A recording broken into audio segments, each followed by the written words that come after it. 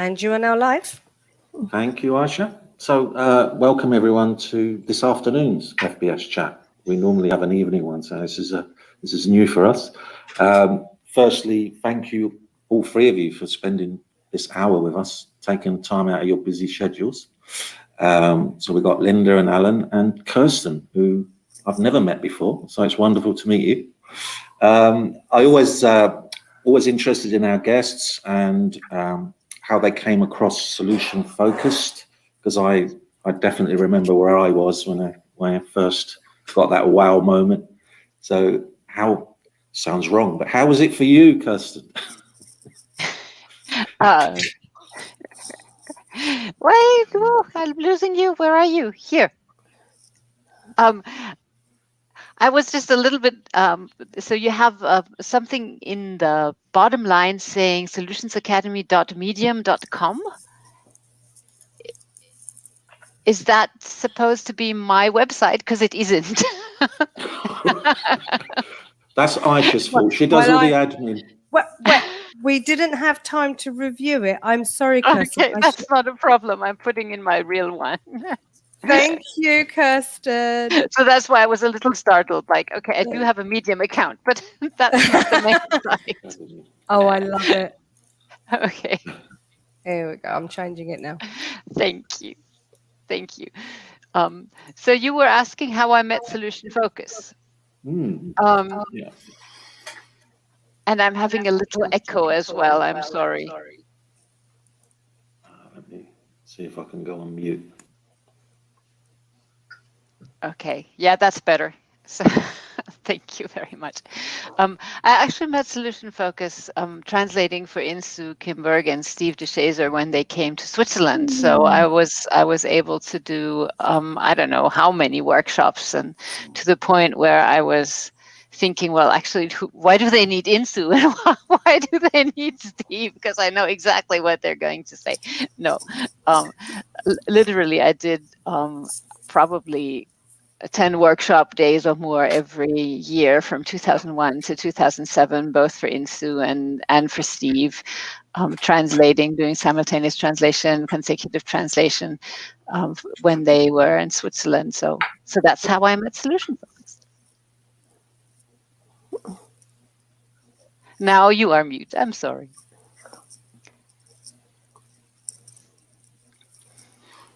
So you were translating for the audience when Steve and Insoo were giving their conferences or their chats. So were you already in the helping field, or how did you go from translating into applying it into your work? So I was already a trainer and coach, and I had been trained in a different approach, a bit similar but different inner game coaching. And then I actually met Insoo and Louis Kaufmann at a conference in Grindelwald when I wanted to spend time with the guru of inner game, Tim Galway, and it was just too expensive. So I called this guy called Peter Szabo and saying, can I translate instead of paying, because this is just too expensive? And he said, no, I don't need a translator for Tim, but I need a translator for Insoo and Louis. And, you know, Insoo does lots of exercises, so you don't really have to worry. You're not going to translate much.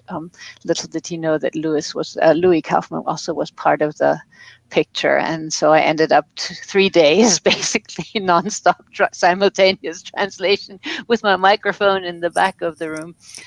So I already was a coach, and I just did simultaneous translation and translation because that's something I also did. I had a degree in English, and I'm a certified translator for English and German.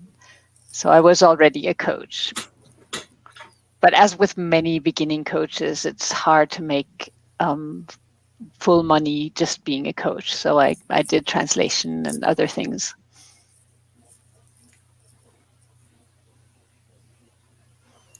So when, how did it change your coaching practice after all the, I guess, translating and learning the approach at the same time? How did it change your practice with your coachees? Do you call them coachees? What do we call them? Don't know. Clients, yeah. So they're basically clients, coachees. I don't know. I mean, I didn't do a lot of coaching not using the solution focused approach after I had learned the solution focused approach, because it's just so much simpler than anything else and so much simpler than inner game. And the way we were doing inner game is we were using archery and juggling and these kinds of things as metaphors for leadership or as metaphors for learning. And then it's just much easier to ask someone a bunch of questions than teaching them juggling and reflecting on the experience or teaching them archery. I mean, it was fun doing archery with leaders, and you'd have people who would like aim and constantly shoot over the target and then say the target's too low or things like that. So there were interesting learnings to be had by that as well. But you know, the material alone that you'd have to lug around in order to coach anyone seemed to me much simpler to ask a couple of good questions. So it literally didn't change in a sense that I was problem oriented before and then became solution focused or something, because inner game is also a very resource oriented, very a more reflective approach. But I think coaching approaches in general are not far from solution focus if they take their coaching seriously, and they're about a not knowing stance, and all of these good solution focused values are present in the coaching world, I think, if they take themselves seriously. I mean, there's some coaching approaches that are problem oriented, but I have difficulties understanding how you can be not an expert for the client's life and be problem analytical and knowing how to analyze the client's problem from the outside at the same time.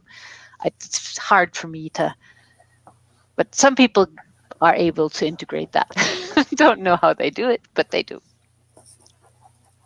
Kirsten, when I was interviewed recently in this family-based solutions session, I'd taken 2 days basic training with Jim Duval in Toronto, and it just made huge sense to me. I was brand new to it, and I was beginning to be a fully recovered advertising guy, making a transition into consulting. I think it was about a day later, I went to a client meeting. I think it was a new client or something. Anyway, I just started asking the questions, the better questions. And I was almost shocked how well they worked. Was there a transition moment, a transformation moment like that for you? You'd already been doing coaching. Yeah, I think what I loved about the solution focused approach is that it was so respectful, and that it wasn't about the helper revolving around their own belly button for 3 years in an encounter group or something before they could actually go do something. So yeah. And I had wanted to enter a helping profession and to specialize in clinical pastoral counseling when I was doing theology. And I remember I was like 18 or so, and 18, 19, when we were asked to choose a specialization, and then in came the professors for the different specializations. And one of them, the two very interesting ladies came in and said, well, for clinical pastoral counseling, if you really want to do that, first 2 years, we're going to sit together and analyze together how your birth family worked. And, you really have to be very clear on your own neuroses and traumata and clarify all of that until you can then finally start helping people. I was like, no, I'm not going to do that. And I'm definitely not going to do that with you guys. So I gave, because it just wasn't clear to me, like, how, if you're going to help people, how does it follow that, what does my family have to do with it at all? So and all the guys who did go on this course became weird in a second, in an instance of a couple of months. So, when we disagreed in class and they were making a preposterous philosophical statement and I was saying, not so sure that this is a logical argumentation here. Have you looked here and there? They would go, you have such father issues. I was like, what? I am disagreeing. Oh, no. It's like, yeah, you're in denial. No, I'm not in denial. I am disagreeing with you.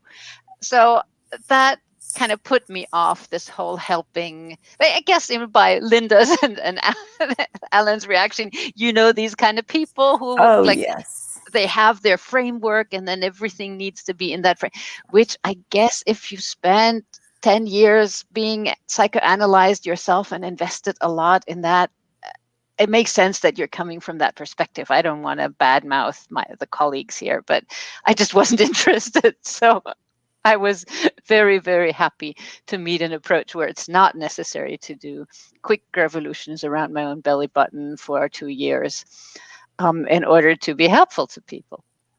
Well, that kind of brings me to a question, Kirsten. I know I tell my students in our family therapy program to choose a model that fits who they are and their beliefs, their personal beliefs, and the way they look at life. Because that way, if they adhere to a model that fits who they are, they don't have to worry about questions. And I guess, what is it about solution-focused work that appealed to a part of you and your personality and the way you view people? How did that? It seems like it made sense to you, and I wonder how that did mesh together for you. Mm-hmm. How does it fit your personality? In other words. Well, I don't believe in the word personality. I think that's Okay. that's a big Some of myth. us have experienced it. Yeah. But I don't think there is such a thing as a personality. But maybe if I can translate that into my words, and Linda, you tell me if that fits your question. Okay. What fit with the intentions that I have for my life and with what fit with what I value about life and other people is that it is respectful and that it takes clients seriously, and especially this non-reifying and non kind of putting people in the boxes, it's not my theory that is relevant for solution focus work. It's about me in contact with the client, and I've been working a lot in the last years around narrative and solution focus and how we can be philosophically correct, which is also something that I value. I know not a lot of other people care about philosophy. I do. and one doesn't have to be a good solution focused practitioner, I think. Is this emphasis on co-creation. We're doing something together with a client. And I just read something of David Epstein from Narrative Therapy, likening a coaching or a therapy session to a gift exchange. So this idea that I, as a coach or as a practitioner, am using a tool on the client. So I'm seeing a client and I devising the right tool. And if this looks like a screw, this problem is a screw, I'm going to find a screwdriver and do something to the client. Is, for me, I don't like that. That's not my experience of practice. It's not my experience of coaching session. It's more like a dance. It's more like we're doing something together, and like a gift exchange. And this whole idea that I, as a coach, am changing the client without anything happening to me. I mean, that again is like this idea of, I'm analyzing, looking at you, and I don't like that. So I value co-creation. I value partnership, and that's why I think solution focused was an approach that really, really fit me. Great, thank you. I hope that was somewhat of an answer. Even though- Awesome answer. Sure. Yeah, Okay. yeah. I learned something. Yeah. Thank you. In Kirsten, when you exchange, came one time, sorry. No. First time I might have met you at Seoul World or something, but you came to Toronto, and you'd been, I think at that time, working with some bankers in New York. Yeah. And Yeah. True. You have the good fortune of having a father, or your father at that time was a banker, a lawyer in banking. Yeah, executive. Yeah. Right. So it must have been interesting for you coming up against bankers. I've done that same work myself, even in New York.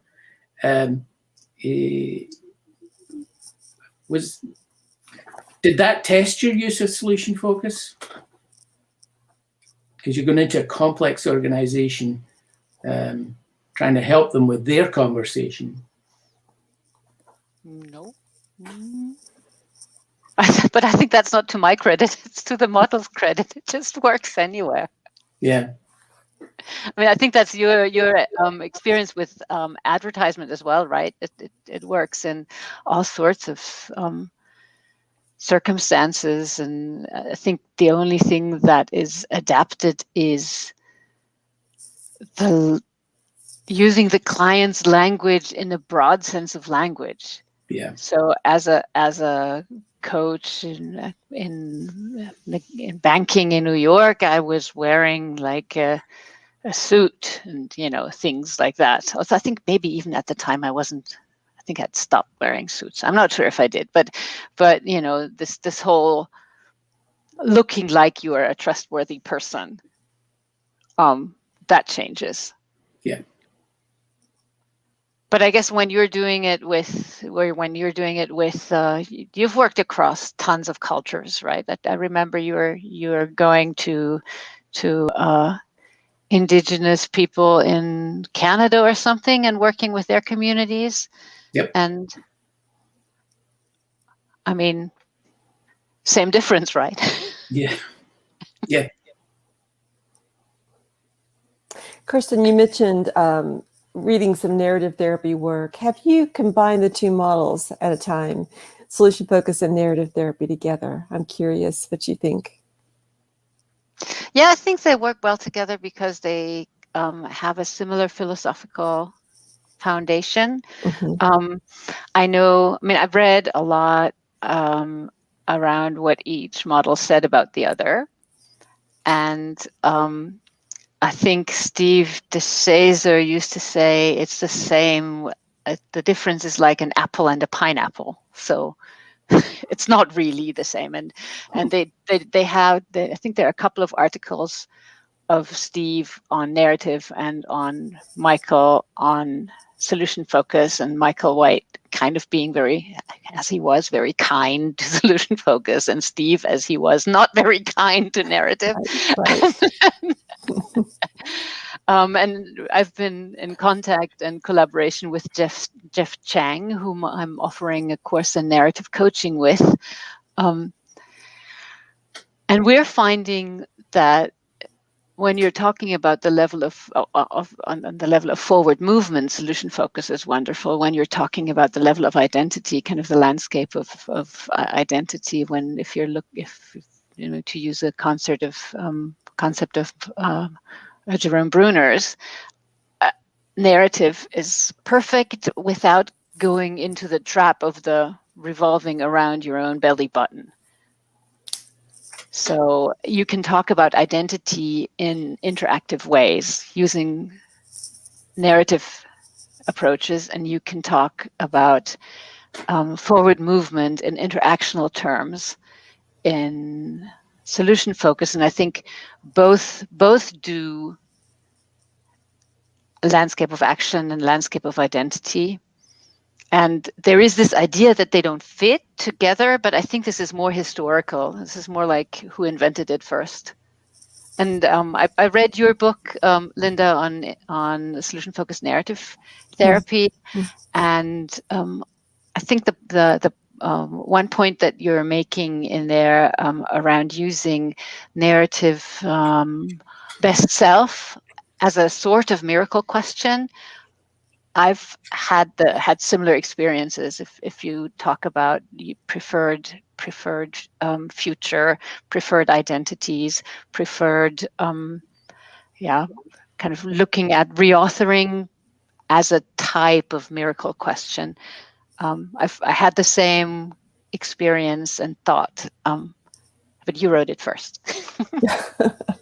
Yeah, thank you. I think I've used it longer than I realized, but yeah, it's, to me, it just, I adore the solution focused model, of course, but it seemed like there were certain clients that would just not always want to go down that path yet.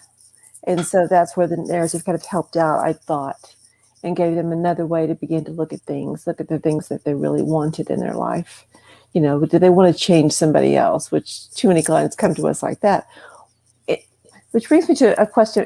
In regard to the teams that you coach, do you have a favorite story about a team that you might have coached that you want to share with us? Oh, there are so many stories. I don't know if there's a favorite one. Or anyone. I'd love to hear, you know, what. Kirsten, tell us about coaching your 3 boys. Coaching my children. Well, if I can share one story about coaching my children, about my middle son, who once came home from visiting another family and being very perplexed. It's like, Mom, these people are weird. And I was like, what happened? Well, there was a stain on the carpet or on the wallpaper. I don't remember, right? And they were discussing half an hour who did it and how it happened. Mom, why would they do that? Can they just not clean it up and have dinner? I was like, yeah, okay, that's how we would go about things. So that's a story where I realized my professional deformation.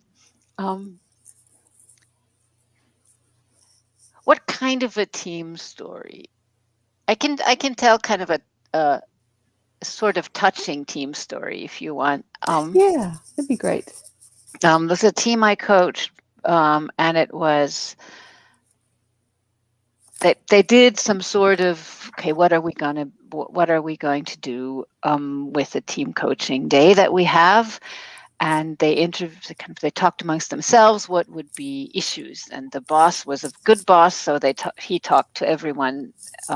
So what do you want from this team coaching? And he thought it would all be about increasing the leverage of the team within the organization. So we need to be more visible and things like that.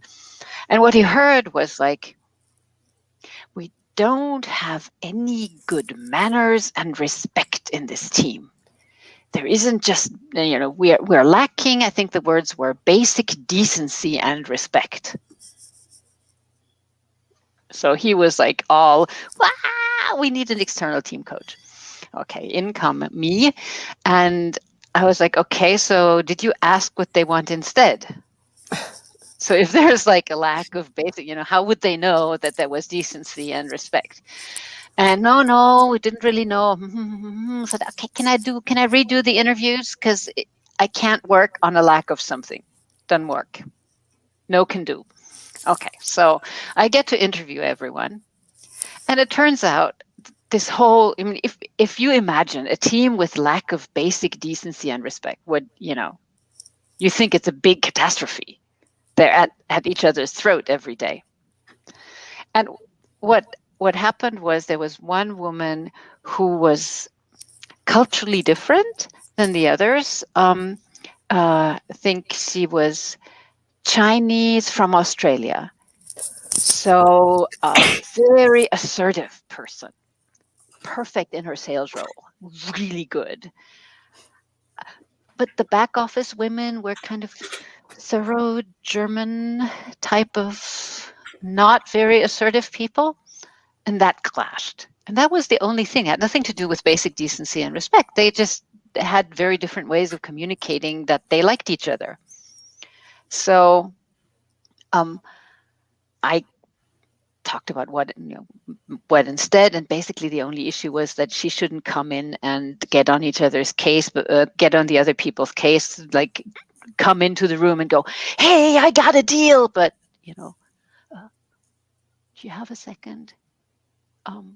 I would like to talk about the deal. So it's a basic mini thing, and so instead of talking about this at all, in the beginning of the team coaching, I asked them to remember a moment in their team life that went exactly like they want their future to be.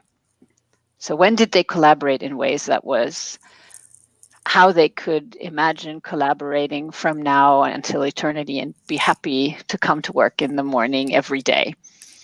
And they were telling stories about how they had pulled off a trade fair appearance within 3 days or something, including a stand and everything. And they were just all working on it, collaborating. And every little group, every small group had the same example. And then I asked them to say, okay, what does it say about you as a team? And they plastered the wall with adjectives about how wonderful they are.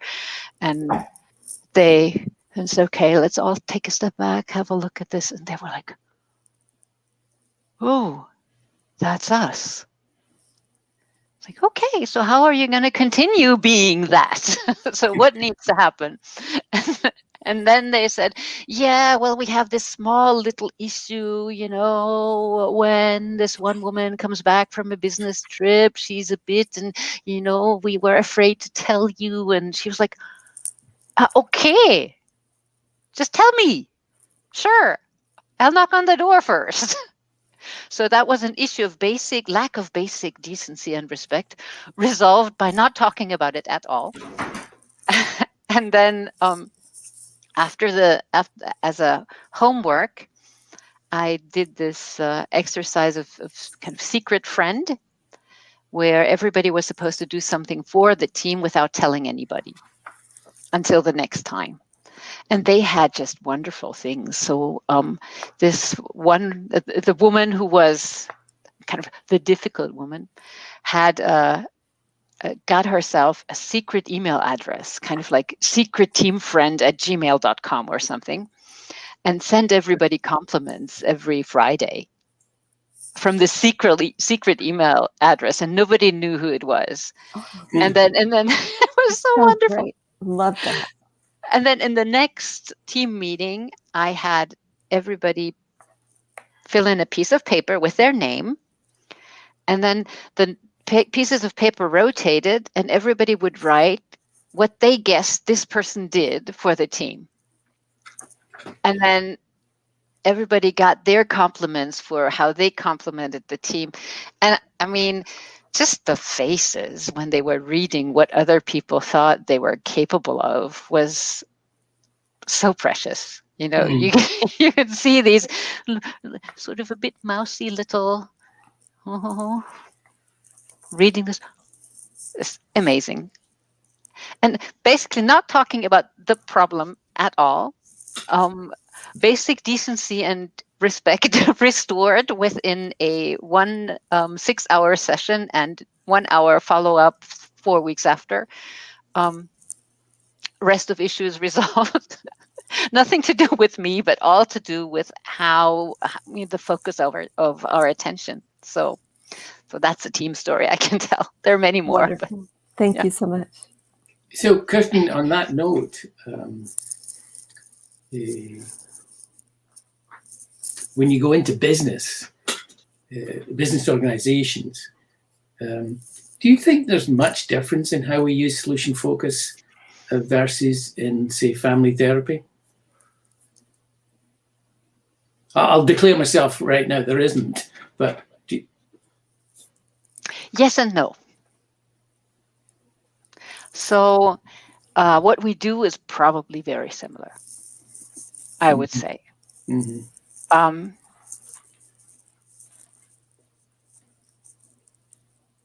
Svea van der Hoorn and I did a little piece of research trying to interview solution-focused practitioners around that difference. Mm-hmm. So people who were either coaches or therapists or both, around what they do in each case that is same or different. And the myth is that it isn't that there isn't a difference at all. Mm-hmm. And this myth is completely pervasive because our results were like everybody kind of thinks it's the same. So I think, Alan, you are in good company. I think there are slight differences between therapy and coaching. I think therapy in coaching, you have mandated or kind of 3 triangular relationships more than you would have in therapy. So the boss wanting something from the client via the coach. Yep. I think in social work, like, you guys, from family-based services probably know more about that than I do, but I think in social work it's similar. There is somebody else who wants something from the family by way of the helping person. So I think kind of coaching is similar to social work than it is to individual therapy. If somebody comes by their own volition, kind of the client is the sponsor. And in social work and in business, we almost always have a sponsoring organization. And the other difference, I think, is in coaching, you usually have a higher degree of, I don't want to say functioning, but people are not coming to coaching because of perceived deficit most of the time. Maybe there is a little bit of a deficit, but the fact that the organization is paying money for this person to be coached means that they want to invest in this person, and so they see some value. And that's why I think in coaching, you might be able to partner more with the client around how you're going to run the process. Whereas in therapy, I guess if somebody is really experiencing a problem and is stuck, asking them, what question should I ask you next, is a bit more difficult. Although I know Plamen from Bulgaria does that with his psychiatry clients as well. So long answer to short question, Alan. So Well, yes, there isn't, but it's like there isn't a real difference. It's like little bits of maybe it's a different taste. One is, I don't know, one is vanilla and the other is vanilla with little chocolate chips in it or something. What I would add in is when you go into an organization and work with a team, often it's about a specific topic, not so much the problem, but we need some planning for this. We need the team to do this, etc., etc. And so it helps at the beginning because you can ask lots of questions about outcomes on that topic as opposed to discussing the problem. So, and yet in the end, when I've done work with 200 people in the room many times over, I still feel we're using the basics, the fundamentals of solution focus, and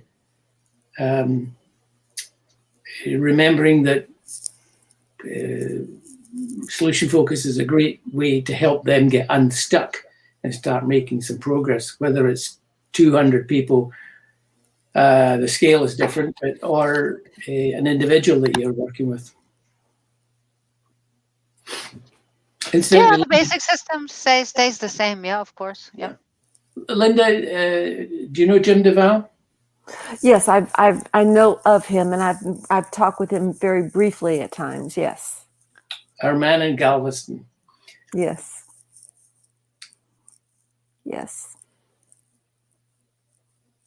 So, Kirsten, where do you get your inspiration from these days? You know, you and I have been doing the same thing for about the same amount of time. Whether the word is inspiration or not, what excites you about keeping moving forward in solution focus and the other ways that you use to coach. I love it. Yeah. All the things that we can make, all the things that are not things that we're making into things, right? The inspiration, the motivation. Okay. Thank you for the rephrase. I'm currently very much engaged with the International Coaching Federation. So I'm president of the International Coaching Federation in Germany, and it's a really cool playground and really lovely people, interesting work, and trying to find out what the world of coaching is, of like professional certified coaching is like, and offering solution focused / narrative coaching to help people gain the accreditation with the International Coaching Federation. So my business is at the moment in very high growth phase of a startup. So I don't know where my head is most of the time. I don't know. At the moment, we're probably serving 150 students per year or so.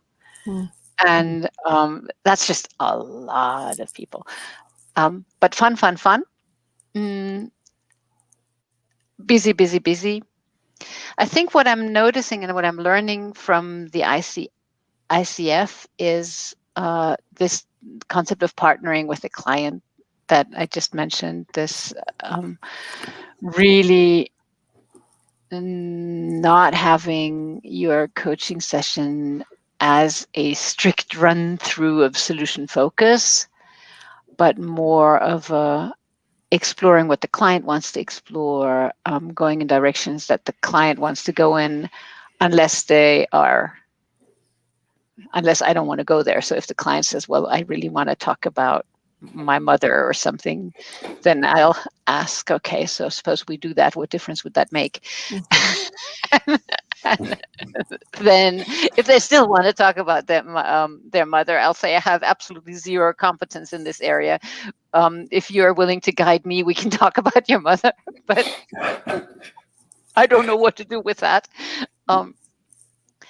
And also what I'm learning is how to focus more on the search space that questions offer rather than having formulaic solution-focused questions. So I think Janet Bavalas calls it answering spectrum. Mm-hmm. And I used to call it search space, or I think maybe that's even a Steve word, that every question invites the client to to think about some things and not others. And knowing what kind of directions we invite when we ask clients questions, or when we focus the client's attention on certain things and not other things, is, I think, more fruitful than learning by heart 1001 solution-focused questions. Absolutely. And reading a piece recently from Steve, listening to every word, and every word leads to another word, and then a sentence, and so on. And we're looking to build understanding within their words and their sentences in order to not, as you put it, jump in with your formulaic solution-focused questions. I mean, they work, right? If we know this exercise of going through 4 phases of solution-focused questions, the brief, people from Brief use that, where one person does the coaching agreement, next person does the miracle scenario, next person does scaling, next person does scaling +1. And nobody knows anything of what happened there. It works. The system works, whether you're using formulaic questions or whether you're using beautifully crafted questions from the material that the client offers. I know that the International Coaching Federation doesn't like formulaic, so that's why I've learned to hide the structure in the client's languages. I don't know if there's any research if one is more effective than the other. Probably not, because I mean, usually when you're comparing approaches of helping conversations one to the other, the dodo verdict, we all have one and we all must have prizes. It'll just turn out to be the same thing. So it is more a matter of elegance, I guess, than it is a matter of efficacy. Possibly somebody would have to research this one of these days, or probably not, because we know what's going to happen anyway. I think this, it's great fun to work with what the client brings. And another thing that I'm kind of toying around with is when, some therapists or also coaches, when they're reflecting back what the client said, will say, am I hearing you correctly? And I think it's come to my mind now, it's actually the wrong question. Because it's really not about me understanding. And what you just said, Alan, triggered that in me. It's not about us understanding what the client means correctly, because that's not possible anyway. It's about me and the client co-constructing where would be a helpful focus of attention. So actually we should be saying something like, have I picked out the things that you want us to focus on? Yep. Rather than, am I correct? So kind of, did I shine my torch? Oh, yeah. My flashlight on the right, on the words that you want to pick up? Yeah, our language about the use of their language. Yeah. Am I kind of using the language that you want me to? But it has to kind of stay simple enough as to not be. Yeah. So that makes me wonder too, Kirsten, when you go into an association or you're getting ready to work with a team at the request of a supervisor, etc. I was intrigued when you said that's what makes it a little different than family therapy, in that the family is the client versus the team leader or the supervisor is the client. So I'm assuming, I'm just asking and assuming at the same time that you go in and you talk with that person who's hiring you and find out what it is that person hopes to have happen with the team first. And afterwards too, let's say the team goes another direction, but still fulfills and does something that's going to work for the team. Just as a process, do you go back to the person who hired you and say, okay, this is where they are. This is what is your understanding of what they got to? What did you think about the process? I mean, I'm just wondering out loud if you do that kind of thing with them. I would always, there's usually a sponsor, someone who calls you and has the money. Yeah. So of course, this person gets the first conversation to figure out what they are expecting, but they're not my boss in this. It's the same when you're working with, an unemployment agency who wants someone back in employment. They're the sponsor, they're paying for the services, but your client is the person who's actually wanting or not wanting to get a new job or have their kids back or something. That's the client. The other person is the sponsor. And if the sponsor is the boss, I always have the boss together with the team. Right. Yeah, because these things where I'm asked to facilitate a team coaching with the boss not present. Oh, that'd be a disaster. Yeah. Yeah, and I know a couple of my colleagues do it, and I think I did it once when the boss didn't want to participate. Was in Italy, and the boss wanted to sit on the terrace and drink. Oh Lord. Yes, it wasn't a very no.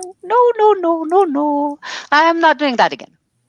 It's kind of like a parent dropping off an adolescent to you and say, fix her. I'm going shopping. I'll be back later. Yeah. Bye-bye. Yeah. Exactly. So Yeah, that's it works. what I think. Like social work, family therapy. When you have a sponsor, that's very close to business. And With it's, if you have the dynamic, you have I this. You think- have the same. it's very similar in schools, Kirsten. Yeah. So often you will get a young person to come and talk to you because the teacher feels they need to change this, this and that. And like you say, you talk, the young person is our client. So what is it that would be useful for you? And, you know, generally it kind of fits in because I kind of know why they're sent there. But I generally, I generally go with whoever's in front of me because that's who I'm working with. Like you say, it's not the teacher that sent the person. It's that young student. Sorry about earlier because my internet, the vagaries of the internet, it all cut out. So I don't know if you've been asked this, Kirsten, but for new coaches, for new guys coming into this field and looking at you speak, thinking, yeah, I want to do that. That sounds like something. What I don't know, words of wisdom, advice for new coaches starting out?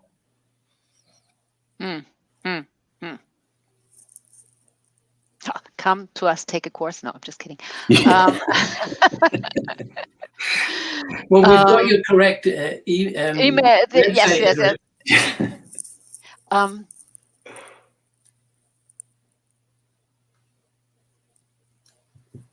A lot of people want to enter the coaching world because kind of that's where they presume the money is. So they hear that executive coaches can get, I don't know, 300 to 500 euro for an hour of work. But then they don't see that these 300 to 500 or 250 or whatever euros an hour have a lead up of, I don't know how many hours of marketing. So I think there was a study that coaches spend 20% of the time coaching and 80% of the time marketing and getting contacts and creating a niche and all of these things. So I think my words of wisdom would be to think about, who do I know? What is my network? What is going to be my specialty in coaching? Because nobody is going to come to you and you say, I'm a solution-focused coach. Yeah, right. Nobody needs a solution-focused coach. People need a business development coach. People need a expat couples coach. People need a founding your own business coach. People need a female leadership and tech coach. So we know that expertise has nothing to do with how you can coach, but people are not going to want you if you don't have they don't get an idea that you are competent. And Kirsten, let me add to that, my own perspective. Tell me what you think. I think a lot of very good solution-focused coaches would do better, even better, if they looked beyond the typical hiring people in organizations, the HR, people development, et cetera, and go to line managers because they have different kinds of budgets and also different entry-level qualifications that you need, et cetera. Because when you go in through the HR type of door, they have a limited view of what the organization really needs. They're a service department versus a line manager who's got 200 people, and she has got some very clear goals, which are directed up the way. It was interesting in the early days working with you. You were always interested in accreditation, certification, etc., in order to get into some of the parts of organizations that you'd work with, that you couldn't get in the door of HR or whatever without the accreditation. I mean, you see it with my business. I used to do solution-focused coach training. I did that from 2008 on, I guess. And I was always struggling to get participants because I didn't sell what they were out there to buy.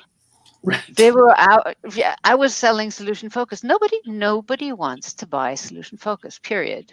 Right. And people want to buy coach training that leads to an ICF certification. They want to buy executive coaching with a proven track record. They want to buy negotiation training with coaching attached to it. And if you're using solution focus or I don't know, NLP, appreciative, whatever you're using, they should care, but they don't. No. In fact, I never tell people I use solution focus. It's usually about halfway through the work. Well, there's a model I use. It's like, what is this? What? Somehow this is working. What it is?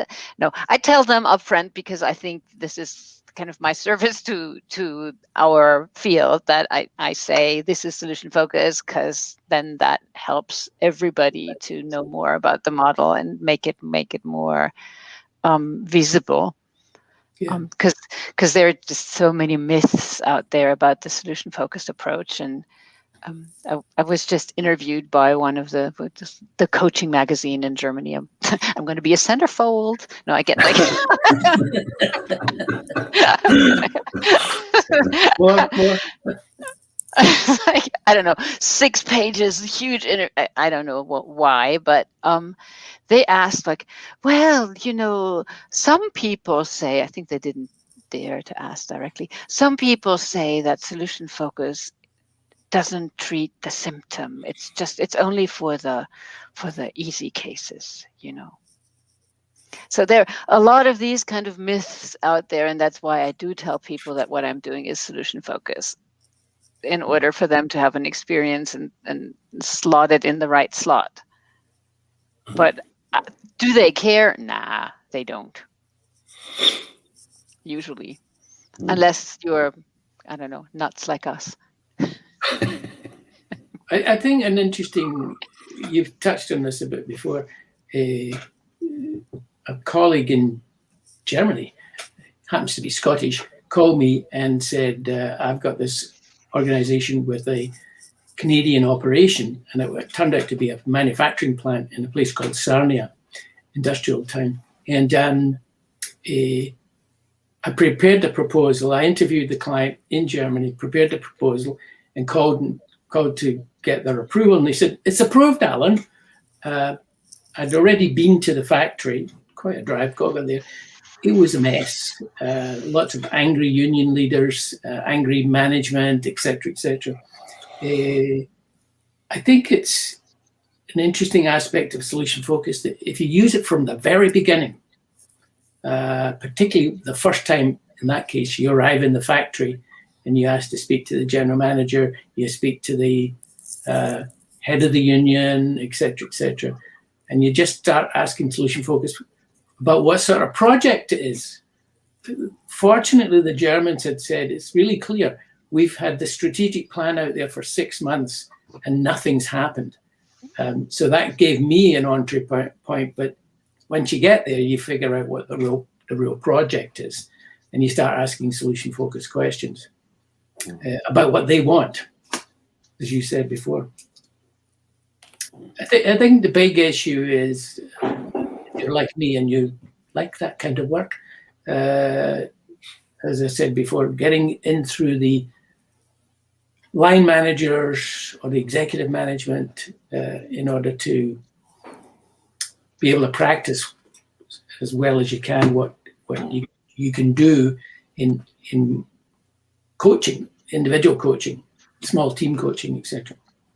Don't know if that made a lot of sense. I think there are many entry points. Yeah, HR, line management.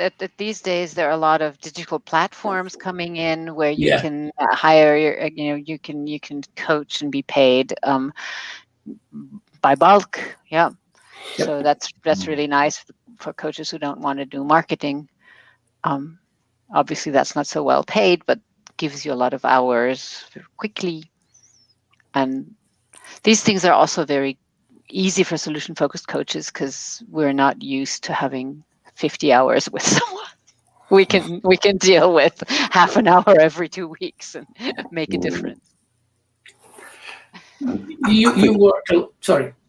No, I was just going to say one of the joys of family work, because sometimes they're not ready to ask that future focus question straight away. They need to let you know that things have been difficult, but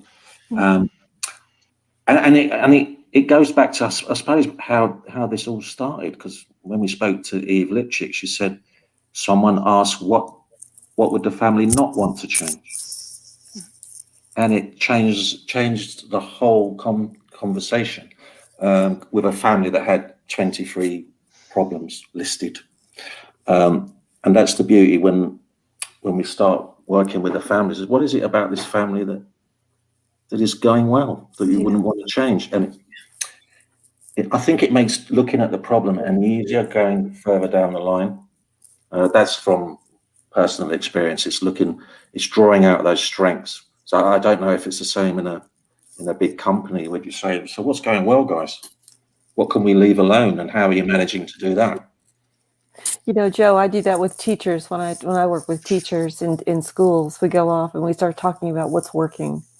You know, to me, it's a compliment to them in a way, indirectly, and it just taps into their expertise of what it is. And it also makes them begin to think, because very often you go in and they're expecting to tell you all the problems, and instead you start off with that, and they're quiet for a while. But once they start discussing it, then you have such a rich conversation, and you have the ability to sit back and go, wow, look at you. And you know right then you've got resources in the room that are going to be amazing. So, yeah. I think that one's so critical, whether it's a family or this is my case in this German company in Canada, asking the angry union leader, what works here? Well, how you do it matters. You know, I said, I'm from Glasgow, so I know what an industrial town looks like. Tell me what works. If I wanted to move to Sarnia, what would I like about it? Nice. Kids, nice what question. would they like about it? Oh, it's a lovely question. Yeah. Then I said to him, and if I came to work at this factory, what would I like about it? And he was a smart guy, grumpy but smart. He went, we were best friends after that.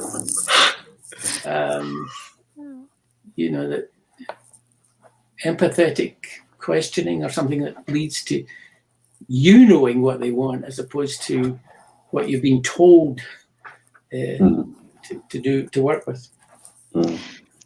I think this whole thing around solution focus right from the beginning is maybe also a myth.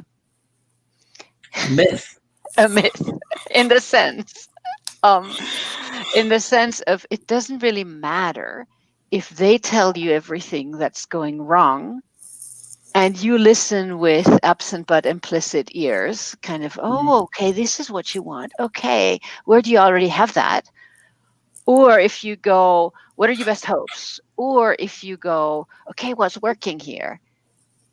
Whatever you are doing is you're inviting the person to pay attention to what is wanted and what's working. It doesn't matter if you whether you ask best hopes, or if you listen absent but implicit, or if you go and say, okay, do you want to have a look on what's working directly? Yeah, I agree with that. What's working isn't 100% the first question. It's just one of the most powerful. To help. For me, I'd guess whatever the person wants to talk about. If they want to go, I go, okay. So, but I think it also positions you, though. I think, because I think when you go into, in my case again, the school district, and you begin to ask those questions, they begin to realize that they're not there to be told what to do differently, that in fact they may have the answers, and that opens up, to me, it causes more engagement right from the very beginning. Yeah. They're not going to hear like they're used to hearing, or the culture in the school is, this is what you need to do. no, that's not what we're doing here. And instead, I'm listening to what you say is working already. So I think it changes the tone, and that's always very conducive to a lot more engaging conversation. Definitely. Yeah. Plus, it's an emergent process, and us having clear ideas of what's required at the beginning, it doesn't help. Mm. Yeah, exactly. I like that, Alan. Yeah. And I think when you're new to the approach, it's very much, you can get into that rut where I've got to do this part and I've got to do that part and I've got to do the other part. And I think over time you begin to realize the client will lead me wherever they wish to, and I need to to follow along to where it goes. But obviously at some point, I just don't want to meet someone for a nice conversation every week.